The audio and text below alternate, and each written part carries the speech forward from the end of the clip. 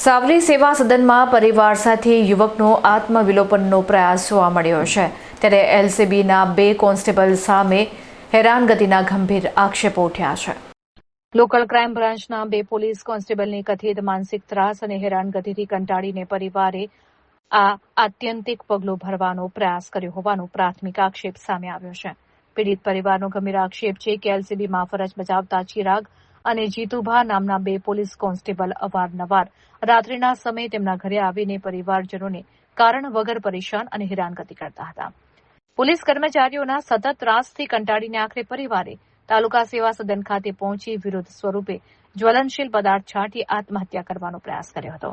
ઘટનાની જાણ થતાં સાવલી પોલીસ કાફલો ત્વરિત ઘટનાસ્થળે દોડી ગયો હતો અને સમય સૂચકતા વાપરીને યુવક તથા તેના પરિવારજનોને આત્મવિલોપન કરતા અટકાવી દીધા હતા।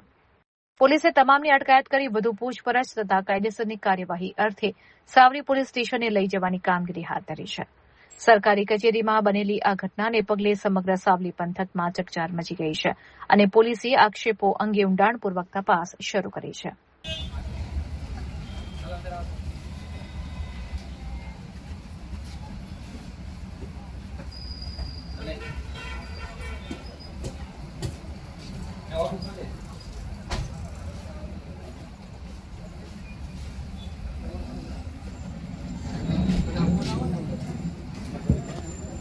अठावीस 6 तारीख અમે મેમોની કરવા આવ્યા। રાત્રે અમે બધા ઊંઘી રહેલા। પોલીસવાળા આવ્યા, જીબાન પોલીસ ચિરાગભાઈ આવ્યા રાત્રે એલસીબી। હવે રાત્રે અમે એકદમ આઈને ઊભા થઈ ગયા અમારી જોડે, એટલે અમે ઊભા થઈ ગયા ગભરાઈને। અમે લાઇટો ચાલુ કરી દીધી એટલે એ લોકો અમારે જફાજફી કરવા મળ્યા। એટલે જફાજફી કરી એમાં પછી અમારા પપ્પાને ભાઈને મારા ઘરવાળાને બધાને લઈ ગયા પોલીસ સ્ટેશને। ત્યાં લઈ જઈને બહુ જ માર્યા લોકોને, બહુ માર્યા એટલે બહુ માર્યા।